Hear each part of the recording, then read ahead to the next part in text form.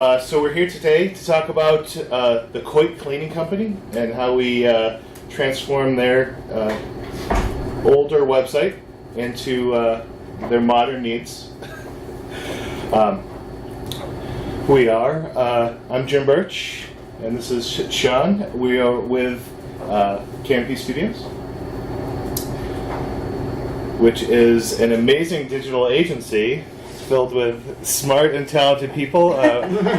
We design, build, and support websites for clients that try to make a positive impact. And if you're looking for work, we are looking for talent. Okay, so who is this about?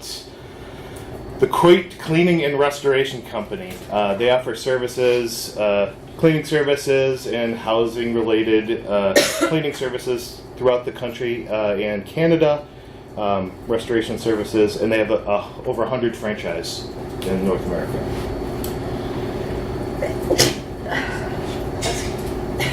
And what was the problem? So, what was the problem? While the name of the session sounds kind of punny, the story was great, and while it was built, we realized there was an outdated design, the navigation, and their business needs had to change. So first we started reviewing the site internally, then we listened kind of to the client, we took some data, kind of figured out what their customer needs were, we came up with some of the top concerns and then how to address them. And then how could the site be brought to the future while retaining all of the great content for search engines as well as kind of speeding up a timeline. So, prepping the journey, what did we go through? First up, we had our UX and design team go through. We're going to do a brief overview of this, but part of that was we did a user experience process. We had the team look at the different areas, analytical and heat mapping, figuring out where people were going to and what areas were the most popular. And from that, we reworked the sitemap and made it more user-friendly, and then it led to wireframing the new site. From that became a new design, and part of that was rebranding, and then obviously it was a more responsive site than what they had previously had. All right, so the first process, right content for the right people. So, as we had initially mentioned, COIT is located in both the United States and Canada. Part of that is the United States has different content than the Canadian content, so we had to figure out what was the best way to serve content on COIT.com versus ca.coit.com. And then upon that, we had to make sure we kept the navigation pretty much the same for both of them, because while the content was going to be different, the navigation itself was going to be the same. Yeah. So the great thing is that it was all going to be in English, so this didn't need to have a multilingual functionality, Which would have added another layer of complexity on top of it. You didn't need the French version for Canada? No. Not yet. Not yet, yeah. So right now they just need the English version. They may eventually, because they are looking to open up more franchises in Canada, but for right now they just needed to just have the English versions. All right, so what did we decide on? These are just a list of modules we decided to go with. There were many different, when reviewing this internally, there were many decisions we could have gone with. Previously they were on sort of a multi-site functionality.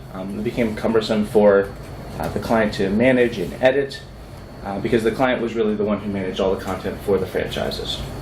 So to make that a little bit easier, we used a module called domain access, which allowed us to have the content in a single location, but be able to designate that, hey, this went to the US site or this goes to the Canadian site. And so as part of that, that was one thing. And then combining this into a single site meant that we had to have separate sitemaps as well. So using a module called the simple sitemap, but for domain access is how we were able to give the US and the Canada site they're separate sitemaps. They're separate XML sitemaps. XML sitemaps, correct.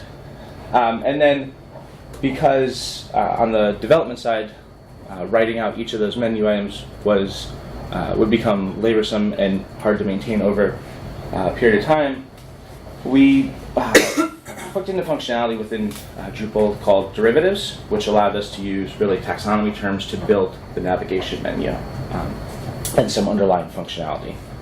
So we'd have one menu item that could have different points. Correct. Yeah, we'd have one menu item. It could have different points, and based upon the site that was actually being shown, we could say, hey, if this is the Canadian site, we're going to send it to this page. If this is the US site, we're going to send it to this page.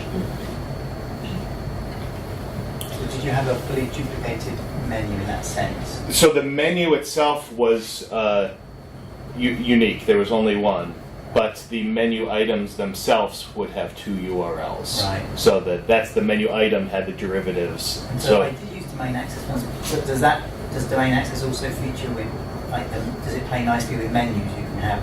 You could. If you wanted to have two completely different menus, you could.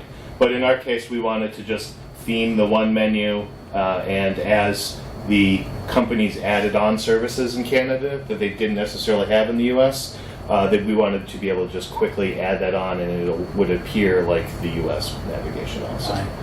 The goal was really just easier functionality for the client, less cumbersome than what they previously had, so we didn't want to add extra complexity into that.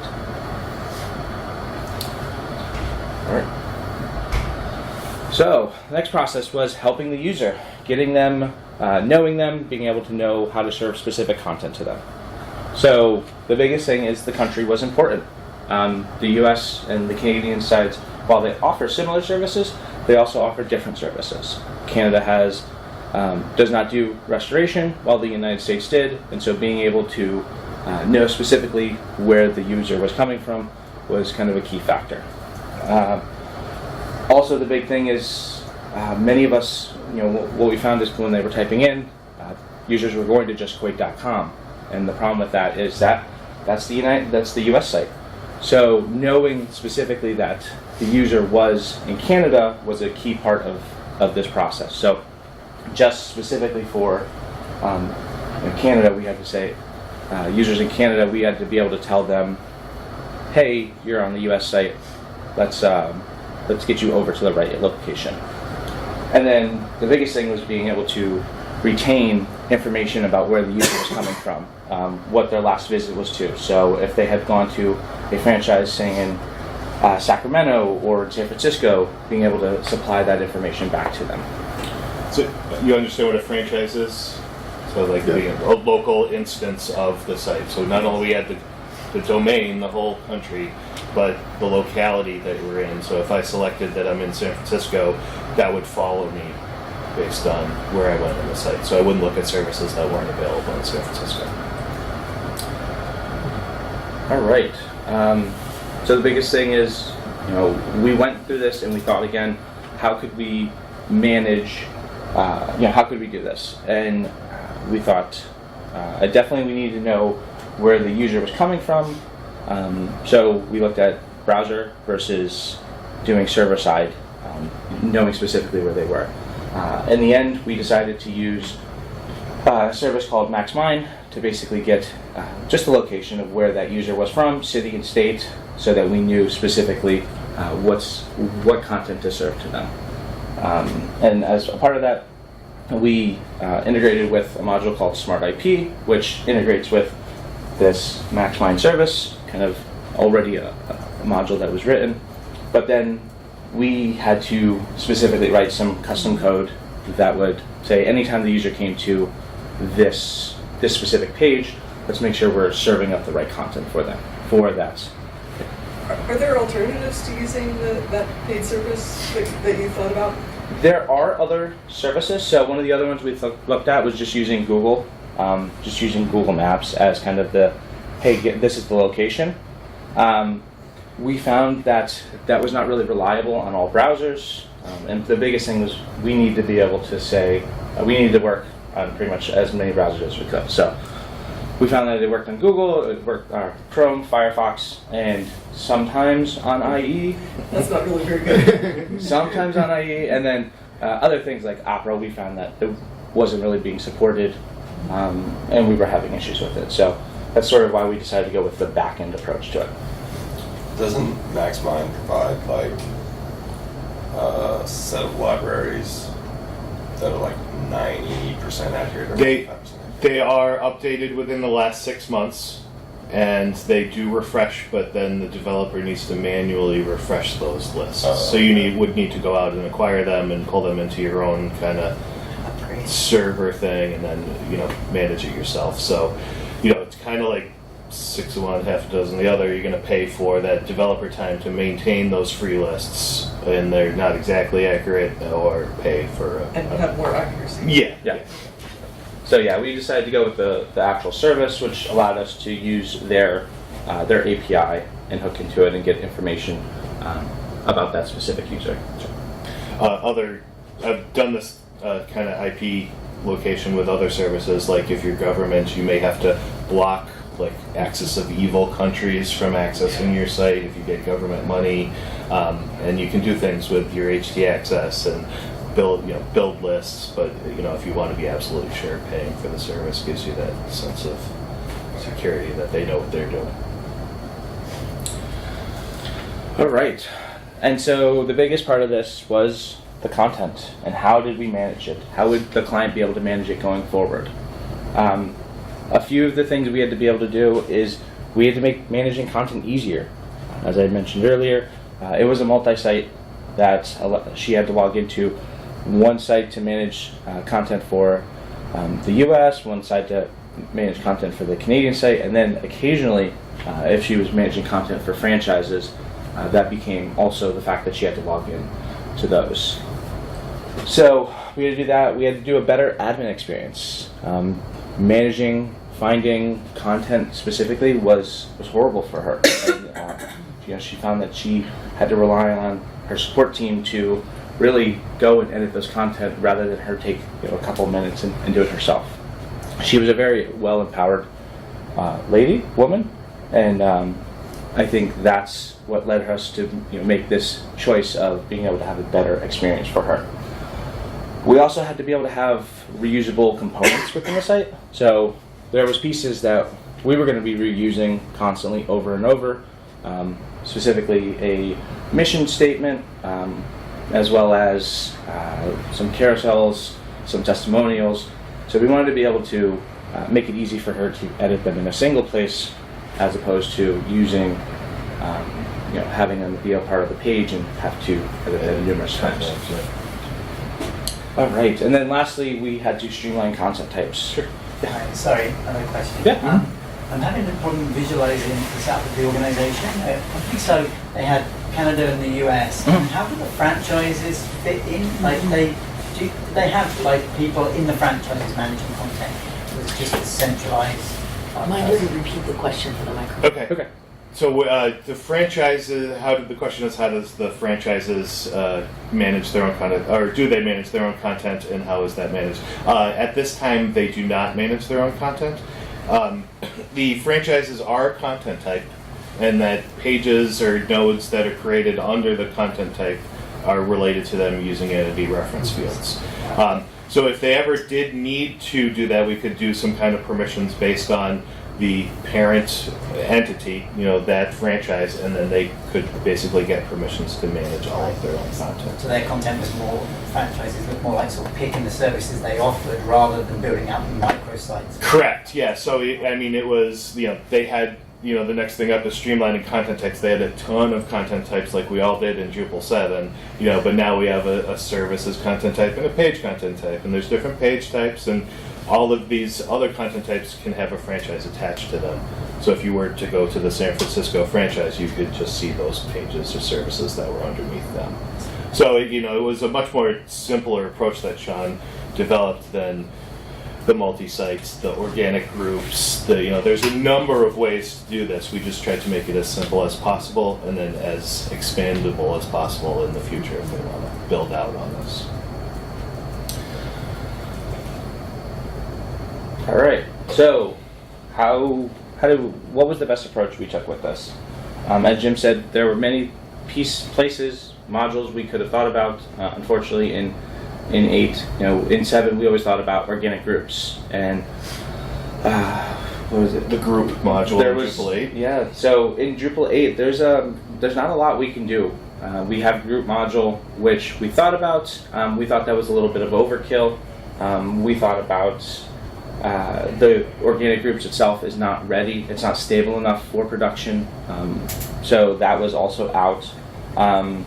And also we just had, at this time, we only have one person who's specifically editing content for the site. So we tried to be as limited on the module selection.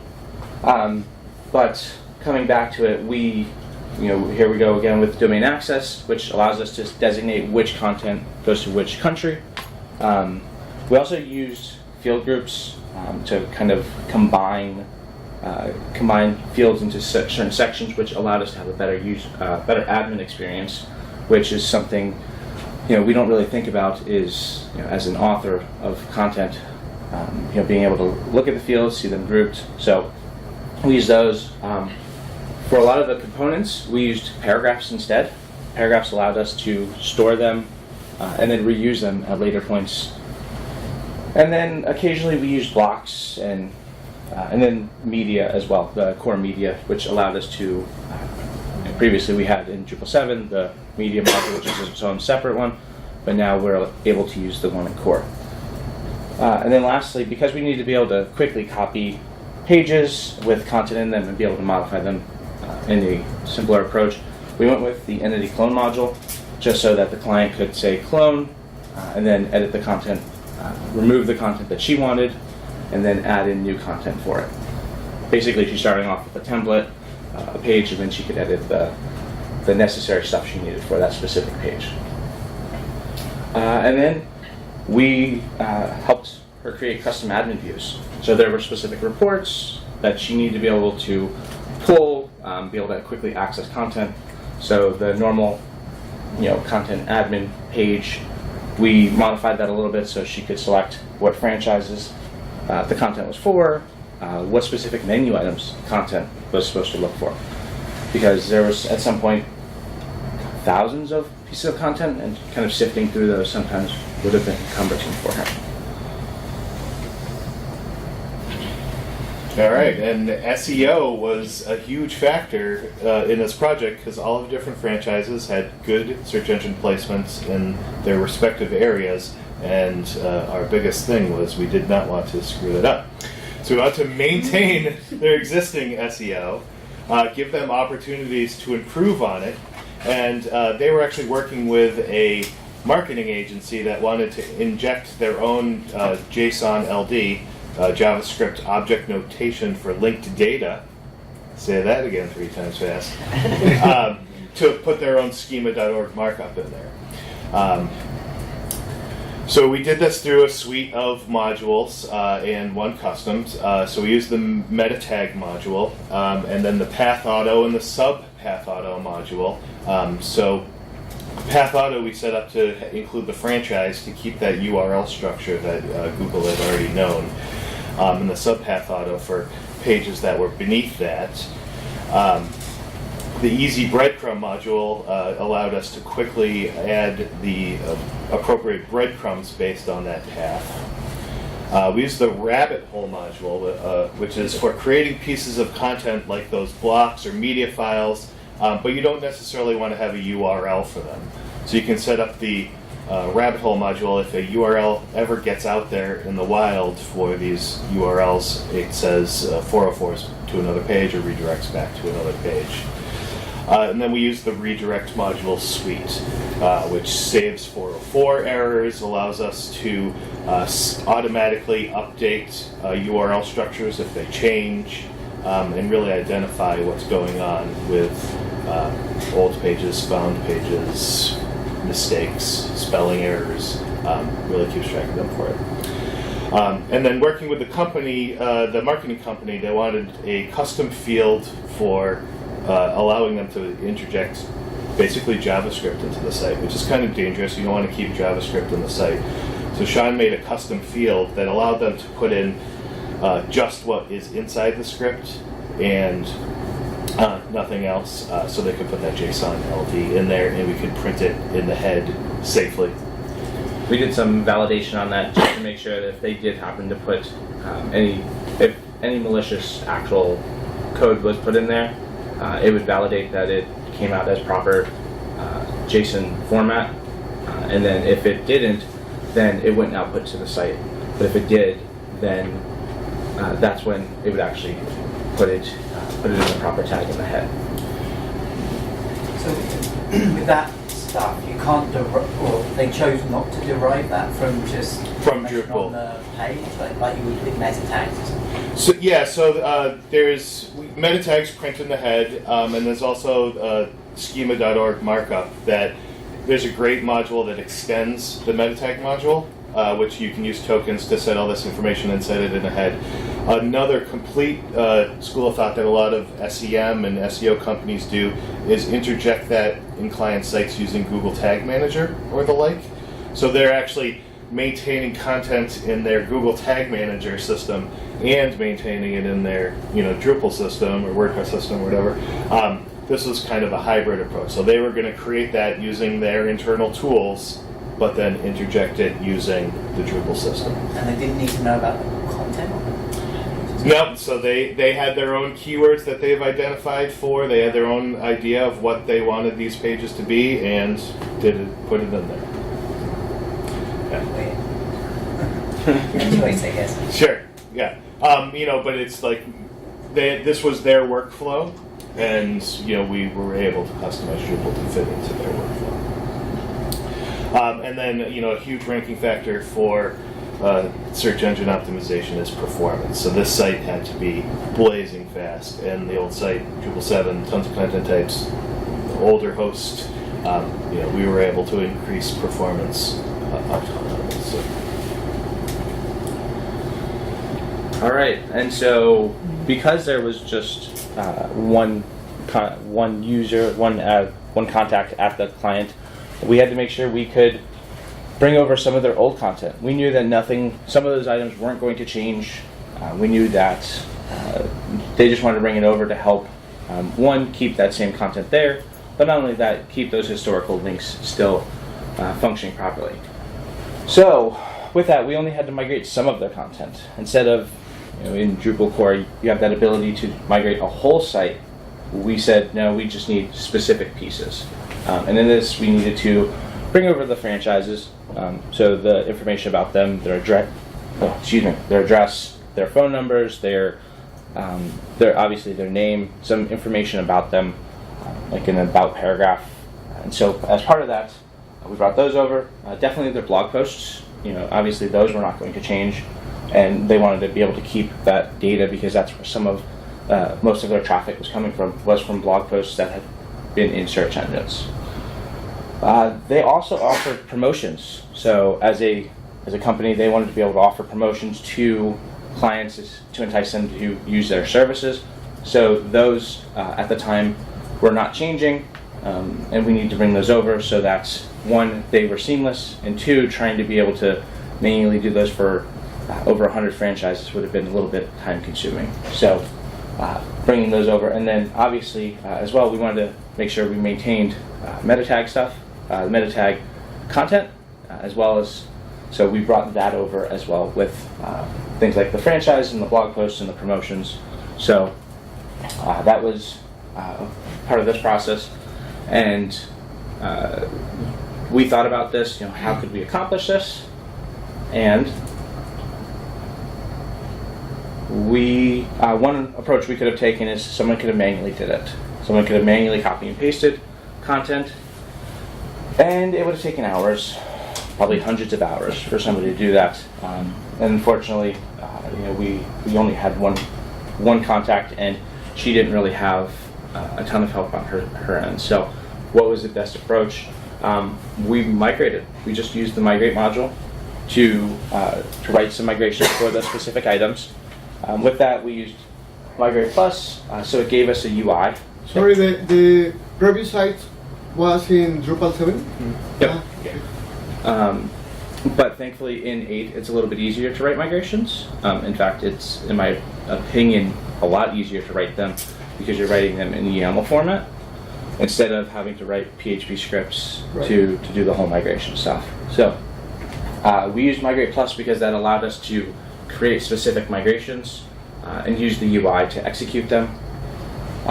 So when it was time to finally migrate items, we can migrate them pieces at a time. So migrate franchises, then migrate the promotions, and then migrate any of the other items as well. And that was so we didn't have to worry about performance. Yeah. Did you change any of the structure of the content, like text fields to like taxonomy terms and all that kind of stuff? Yeah. So promotions on the old site was it was a content type that held field collections, and we didn't see that approach being really a great approach for 8. So we turned those into I think we ended up turning custom blocks so that we could do many things with them, embed them in different areas. So specifically with the promotions, we had to write a conversion that would say, hey, let's take this node type, let's take the field in this node type, let's iterate through it, and then let's create a new block for that just one promotion. So some of these nodes would have sometimes 4, 5, 6 promotions on them that we needed to loop through them and create created in the new system. And that was all done in a custom like YAML file. So the majority of that was done through a YAML file. I think we did have to make a small modification because we had to be able to convert data. I think the biggest issue was, I'm drawing a blank. No, the date fields. The date fields were 2 separate ones. So it was a start date, it was an end date.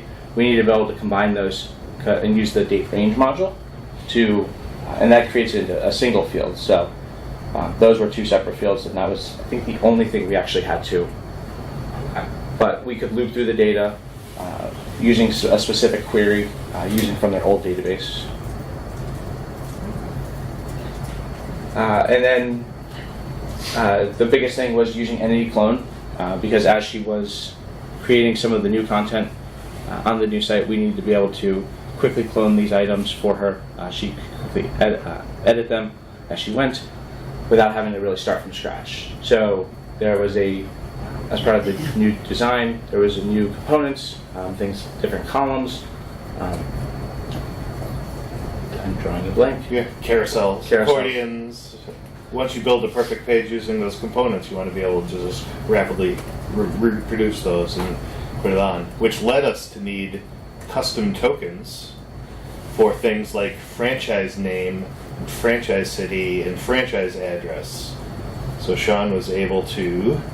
We were able to create a custom token based upon the user's history, whatever franchise was kind of loaded in their context, basically in their cookies, and we took that and injected those into the tokens.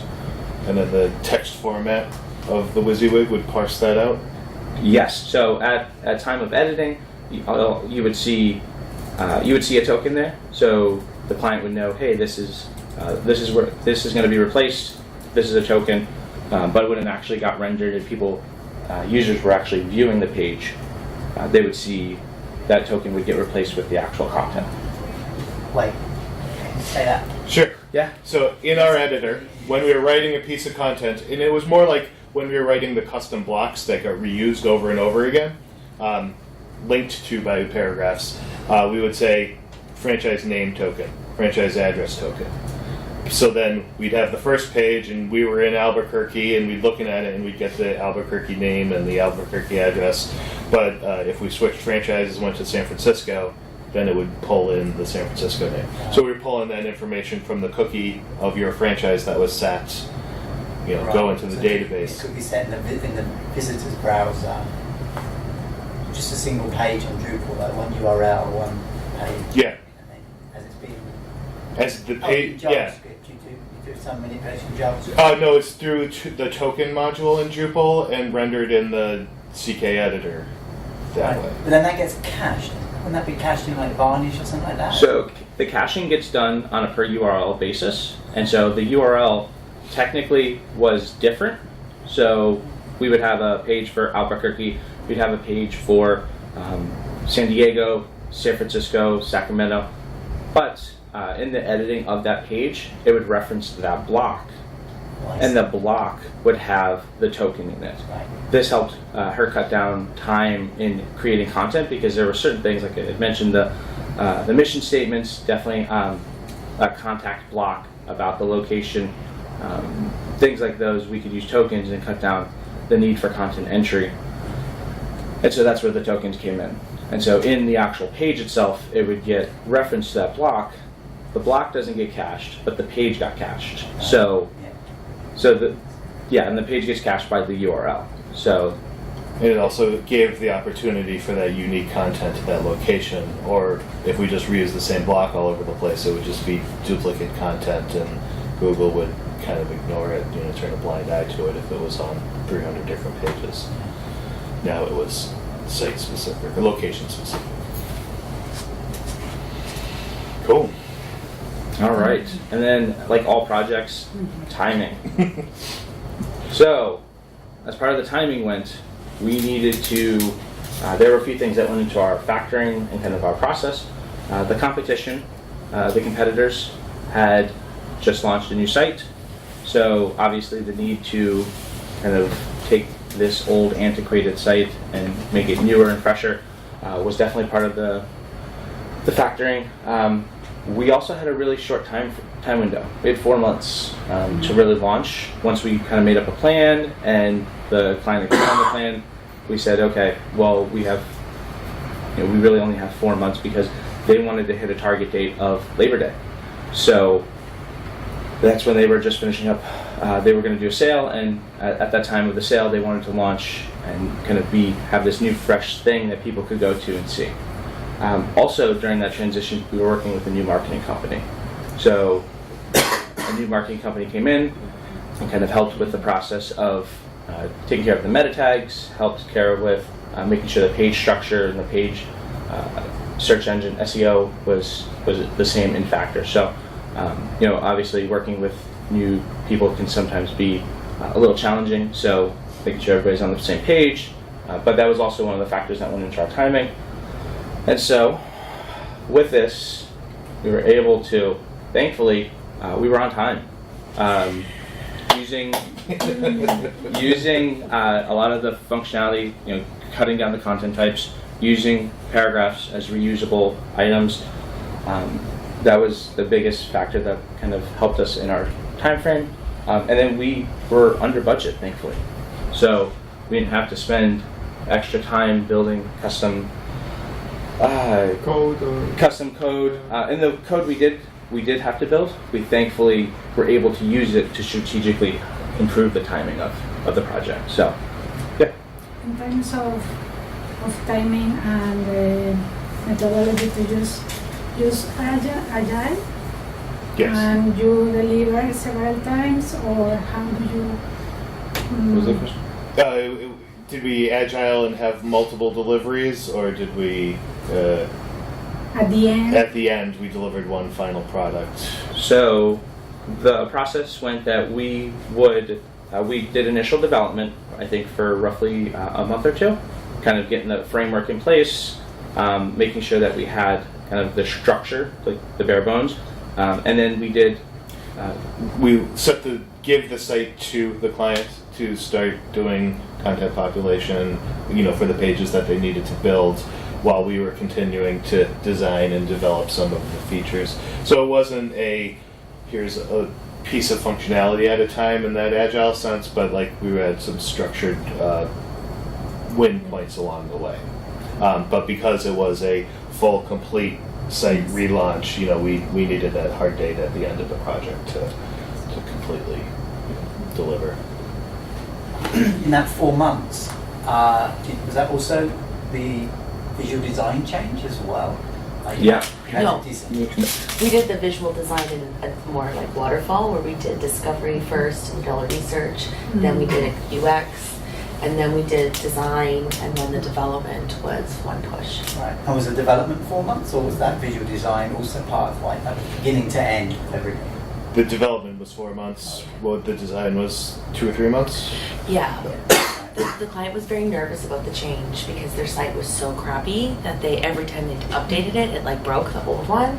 So they were very nervous. So we went through a lot of like stakeholder discussions at the very early on to get buy-in from the organization. Yeah. So it was really funny because the client actually was like, wow, we did this so fast, And the reality is I was like, it took us like a little while to get the design on. I kind of forgot that, which is okay, right? Because we did come under budget and on time for the actual builds. So, but we took our time in UX and design, which allowed us to get a lot of the display logic and understanding and the user pathways really clear. It can be really tough if you're designing and building, like it's the time. It can be. Yeah. And there were some tweaks once it got to actual content, of course, but I mean, it's a lot cleaner, fresher, collapses to mobile more, which is a considerable amount of their traffic also. There you go. So, we'll take any more questions you have. Our lovely coworker Allison created a case study on Drupal.org about this. That has the details and some paragraphs and goes through our thought process that we kind of presented today. Thanks for too. doing that documentation, it's good. Sorry, and I'm asking more questions. No, yes, go ahead. So, I'm interested, I'm asking this question in a way to try and have set some expectations on my cost. We don't really use agencies and we're not an agency, but would you mind sharing an approximate cost that you charge the client for the design part and then the build part? We're just developers. We don't know that. I have to defer you to the CEO about that. I think it took us somewhere around 2,000 hours for the development. 1,500 or 2,000 hours between there. Including the design part, just that's usually the build, yeah. So the creative we were able to spend a lot of time on research, which sometimes that's a knob that you can turn up or down. So I think we spent about 200 hours on research, about 200 hours on UX, about 200 hours on design. Right. So. What, 400 grand, give or take? More or less. Yeah. Less, right. Yeah, more or less. I feel like most agencies charge approximately that amount, right? Somewhere between like 200 if it's a really simple, relatively simple site, to 500. Yeah. And I'm not sure whether when we're building internally, whether we're really appreciating that. Yeah. How much time It takes a lot of time, and I think that like our projects start anywhere between 40K and can go up to $1 million. Right. So it really depends on the scope of those knobs, right? Yeah. Some clients have to do a really lean design UX. And get an MVP or a minimum viable product out the door, and that's a lot easier to accomplish for less budget and less timeline. Some clients want to go super deep into research and super deep into creating a lot of layouts and the whole pathways and stuff, which takes a lot of time, which then increases the amount of development time. So it's just the knobs that you turn. So it is one thing that we try to like right size with clients all the time, because like very few clients are like, I have 400K to spend on a website, right? Lucky, so a lot of them were like, I have 100K, right? It's not always, there's always different sizes of clients. And I think internally, like you said, logging your time will help validate like how much time you spent. Like we work with another client that did D7 to D8 migration, and they're doing it in-house. And they're like, oh, I can't believe it's going to take you folks 600 hours. I don't believe it. I was like, well, how long did it take you to build this from 6 to 7? Well, 1.5 years. Well, how long did you work on it? Full time. There was 2 of us. I was like, that's way more than 600 hours. And they were like, you're right. How much is your salary? How much is your other girl's salary? Okay, that's how much you spent on your website last year. And they go, oh, okay. So when the boss says, we're going to do this for the third of the cost as us with Canopy, right? And then there's an understanding of the ROI of the investment. But it's a tricky thing. Money is a tricky thing, especially when you're an internal Internally, team. if you think, it's going to be 9 months to a year, I think you think, what are you doing? Yeah. But that's an average project size when you consider all the pieces. If we were to squish it all together in one thing, it's about 6 months to a year, depending on how quickly clients can turn around stuff for us. Because it's the clients, you know what I mean? I always say the process and the code is actually not that hard. It's humans. Hashtag humans. I think it's really important to document the hours that it takes in meetings also. Yes. So, if you look at 1-hour meeting with 8 people that you have twice a week, that can be a quarter of the budget, and all your stakeholders, because they have to go back and then talk to their people and their bosses, and it can get, keeping track of that time plus like your actual development time is a good place to start. How deal with the changes in the middle of the project? Repeat the question. How do we deal with changes in the middle of the project? In terms of hours, for example, do you make at the end of the project or in each part? Well, there's some iteration when, because we are somewhat agile, we just have this user story to create this piece of content to start with. There is some flexibility in there. But when we hit a certain point in the project, then it goes to user acceptance testing. And there's a bucket of hours that is slated for user acceptance testing, whereas someone on our staff goes through and tests our stories. Can they do this? Can they do that? And then it's sent to the client to do the same thing also. Yes. So there's a small bucket of hours when our team does it, and then there's another bucket of hours when the client does it. So we can make those changes. But these are not, where they're supposed to not be changes of direction in how the site looks or behaves. It's just to iterate. Like, I thought it was going to be a little bit more like this. I think that is a good question, though, because that did happen a few times in the project. And the key things when evaluating the requests were, are we going to hit the time?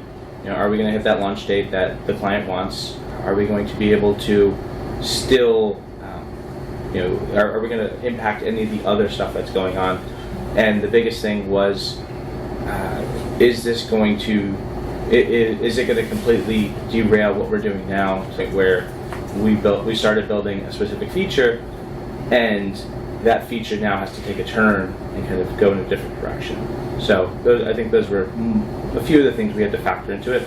And there were times where the client did come to us and said, hey, we want to do these, and the suggestion was, let's do them after launch, because we're going to, if we do them now, we're going to impact the timeline, and we're not going to we're not going to be on time. And thankfully, she was easy to work with and said, okay, yes. Okay.